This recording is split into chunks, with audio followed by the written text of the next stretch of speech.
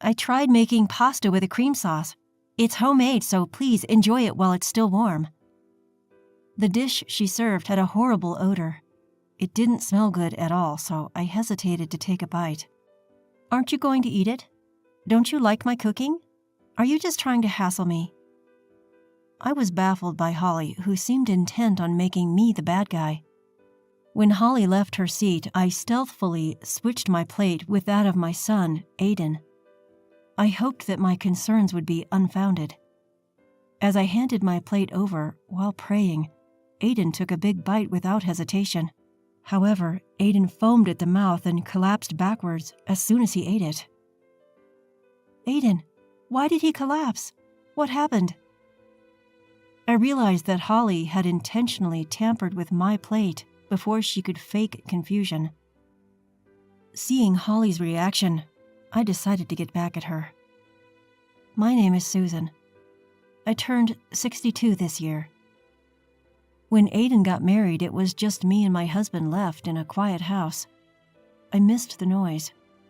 One day, as we were chatting about his married life, Aiden suddenly looked troubled and brought up a topic. The truth is, my wife's cooking isn't very good." "What are you talking about? Just be grateful you're being cooked for." "I really am, but I just can't eat it." At first, I scolded Aiden for complaining about someone's homemade food, but Aiden had always been a child who ate everything without being picky. Even as an adult, he enjoyed eating, so it was strange for him to say that. "Well, then, come and have dinner with us sometime." "Really? Thank you, Mom." Seeing his face brighten, I thought spending time together occasionally wouldn't be a bad idea. I made a casual offer, hoping to get along well with Aiden's wife, Holly. However, Holly's actions turned out to be far beyond my imagination and utterly outrageous. A few days after talking to Aiden, the couple came to our house for dinner. My husband and I enjoyed a lively time with our guests at the dinner table without any particular incidents. "I hope it suits your taste, Holly." "It's delicious." "I'm glad. Thank you." Aiden always told me how delicious his mom's cooking is. I'm jealous of having such a skilled cook as a mother. I couldn't help but blush at Holly's words. Continuing, Holly said, "I also made a dish for you as a gift." She then placed a large container in the middle of the dining table. "Holly, what on earth did you make for us?" "It's a French dish called quiche. Don't you know it?" Saying it confidently, Holly opened the container and showed us the contents. What was inside looked like a cross between an omelet and a pie, but it emitted a terrible smell as soon as it was opened, making me involuntarily grimace. The surface was burnt and the inside was a gooey, undercooked dough with a fishy smell. "You just mix the dough and bake it, so it's easy to make." "Is that so? Should we heat it up again?" "It's delicious even when it's cold, so it's fine." I had no choice but to try the dish, so I timidly picked up my chopsticks.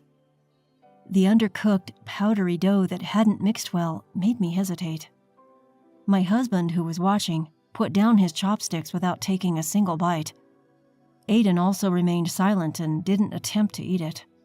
For some reason, Holly didn't try it either. "Mother-in-law, aren't you eating it?" "I'm sorry, but I feel like it's a bit undercooked. Can we go ahead and reheat it?" Holly frowned at my reaction and sighed. I tried to choose my words carefully, but it seemed that Holly was still uncomfortable. "Never mind." She slammed the container on the table. "I didn't think I'd be treated like this just for bringing a dish. Do you think you can do anything just because you're good at cooking?" "Holly, calm down. Before you complain to Mom, don't you think you should try it yourself? It's easy to make, so I don't need to taste it. Why aren't you eating it either? How can you serve food to people without tasting it yourself? Just try it." Although I didn't mean any harm, I was the one who had been rude. I tried to smooth things over while calming their argument, but Holly remained angry and left. Aiden apologized and left to follow her. In the silent dining room, I held my head in my hands. At this rate, she'll think I'm giving her a hard time. I sighed as I looked at my husband. Looking at the leftover container, I wondered what to do. I'm not cocky about being a good cook, I'm just average. I worry about finding a peaceful resolution. I could tell Aiden to cook for himself, but it might hurt Holly's pride. Although he's my son, I shouldn't interfere in their household.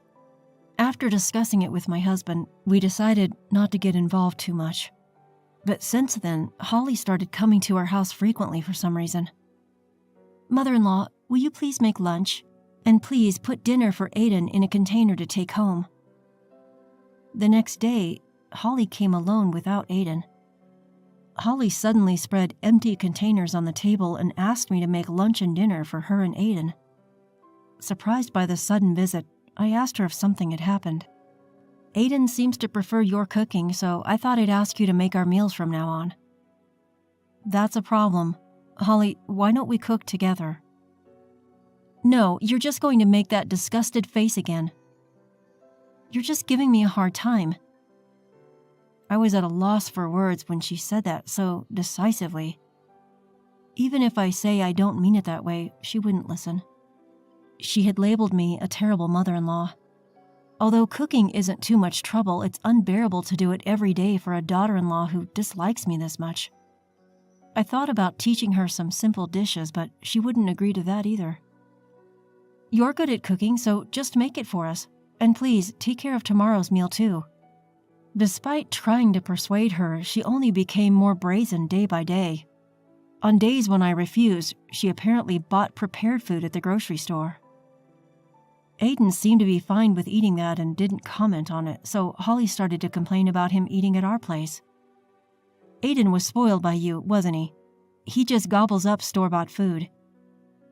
"He's always loved eating since he was young. But he hardly eats any of my cooking. He's just trying to hurt my feelings." "Well, I'm not sure about that."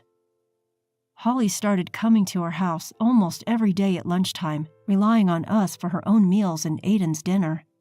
Eventually, she demanded that I make Aiden's lunch and deliver it in the morning, which left me extremely troubled.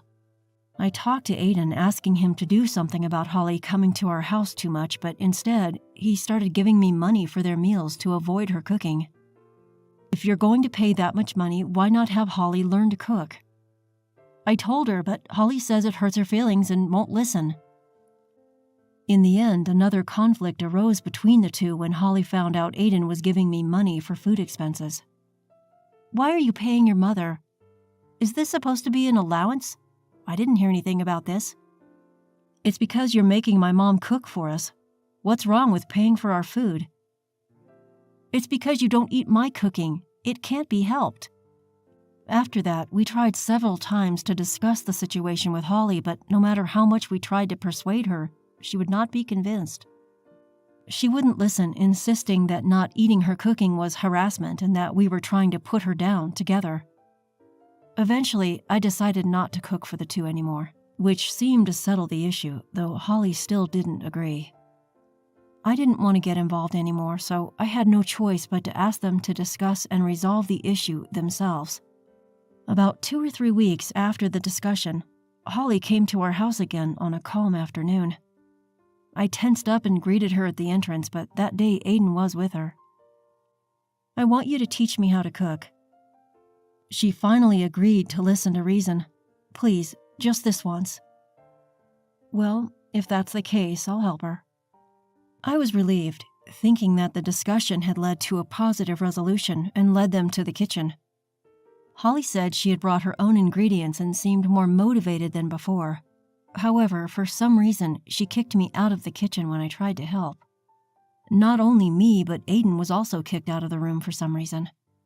We exchanged worried glances, but Holly said, "I can't concentrate if I'm not alone," and refused to listen. As we anxiously waited, we were called back into the living room after just a few minutes. Holly served us pasta that she had made in the kitchen. It seemed too short a time for pasta to be cooked, so I tried to go to the kitchen to check, but Holly stopped me. "Mother-in-law, what's wrong? Here, try it while it's warm." Is everything okay? Did you find the pots and everything?" Everything was fine, so please, just try my homemade pasta while it's still warm. The pasta with cream sauce that Holly served didn't look as bad as before. However, when I mixed it with a fork, I could clearly see foreign objects in the white sauce. At first it looked like the remnants of a roux, but it had an unusual smell, like an air freshener. Aiden, who hesitantly tried it next to me, exclaimed with a surprised face, "It's delicious," and seemed moved. "Wow, it's good. Holly, you've learned to make this kind of food." "I always cook properly. Look, even my mother-in-law. There's no way she wouldn't eat it." "Mom, it's fine. It's just a normal pasta." Although Holly would usually be furious and yell at Aiden's rude comment, she didn't seem to care and just urged me to eat quickly. However, the more I mixed it, the stronger the strange smell got, making me hesitate. "Why won't you eat it?" "So my mother-in-law just wanted to mess with me, right?" "That's not true, it's just that..." At that moment, a ringtone sounded from Holly's bag.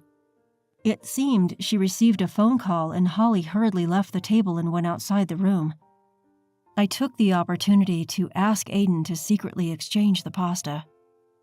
Aiden happily started eating it as a second serving, but the next moment, he flipped backward and collapsed, foaming at the mouth. I couldn't help but scream. "What happened? Why did Aiden collapse?"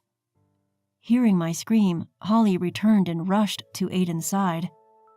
While I called for an ambulance, Holly looked very confused and asked, "What happened to Aiden?" Aiden was taken to the hospital and had his stomach pumped. My husband and I, who had heard the news and joined me, finally sighed with relief as we saw Aiden lying on the hospital bed. However, Holly asked Aiden why before we could express our concern, just as she had when he collapsed. "Hey, why did Aiden collapse? How come?" "Holly, please calm down." "It should have been you. Did you force Aiden to eat it?" "What on earth are you talking about? Holly, what did you do?" My husband and I tried to get answers from Holly, who kept accusing me and said the most outrageous thing. "You insulted my cooking, so I thought I'd get back at you." "Get back at me?" "It's also my mother-in-law's fault that Aiden won't eat my cooking. Aiden has always been on her side." Neither Aiden nor I had any intention of doing that, but I guess we did hurt your feelings. "Yes, you did. That's why I thought everything would be peaceful if my mother-in-law wasn't around." It seemed that Holly had indeed put something foreign in the pasta she served me. The white residue turned out to be detergent, and luckily, no serious harm was done. However, if things had gone wrong, Aiden might have ended up in more serious a condition. Aiden should have noticed the strong smell, but I couldn't help but intervene when the situation went beyond the dimension of being good or bad at cooking. If you're saying it would be better if I wasn't around, then all you needed to do was try harder at cooking.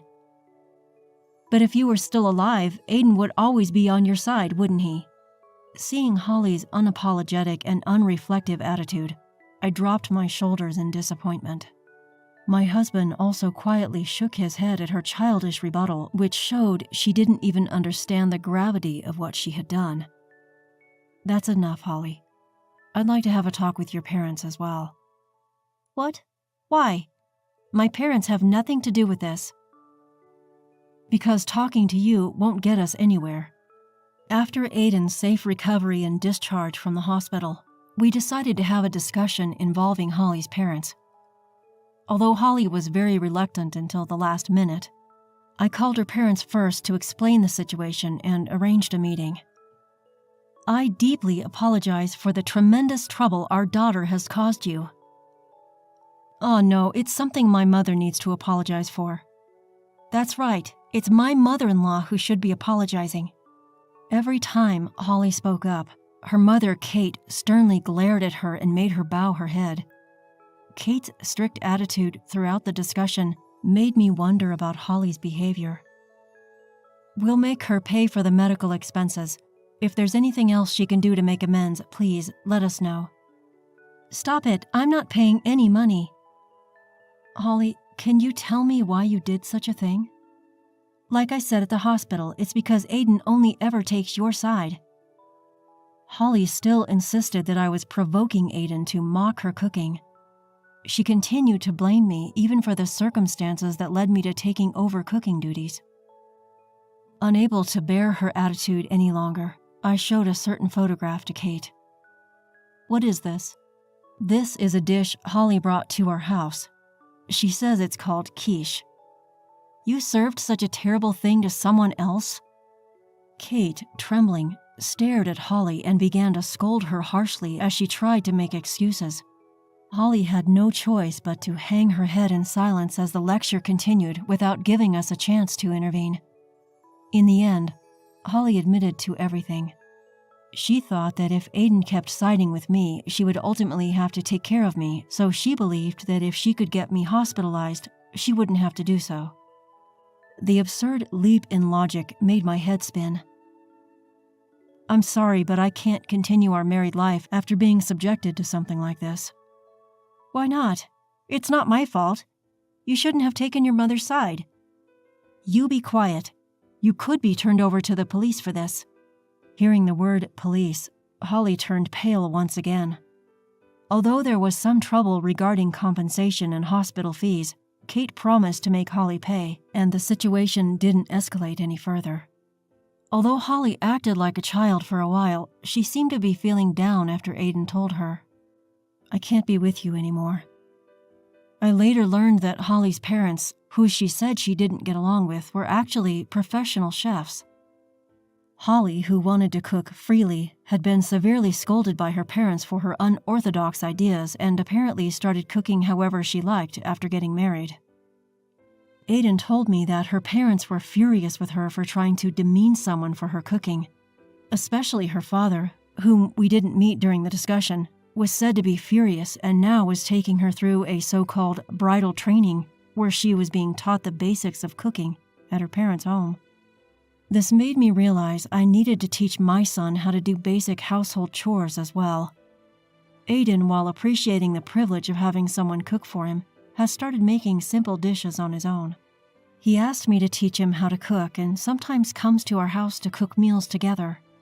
For some reason, my husband also became interested in cooking, and the three of us enjoy cooking together, or sometimes I let the two of them handle the cooking while I relax.